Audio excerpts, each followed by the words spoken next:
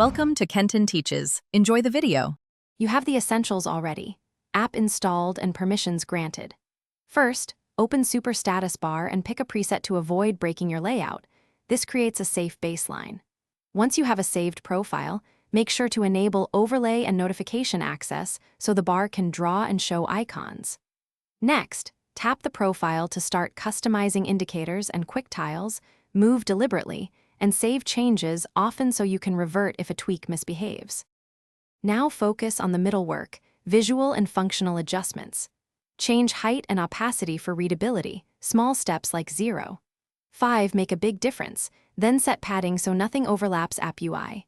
Once done, add and reorder tiles, battery percent, 24-hour clock, network speed, drag to arrange their importance.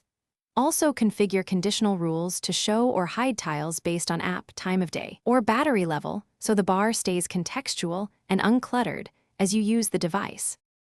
Finish by testing the status bar across the apps you use most. Check immersive or full screen modes and adjust padding if content is cut off. Once satisfied, export a profile backup so you can restore settings fast.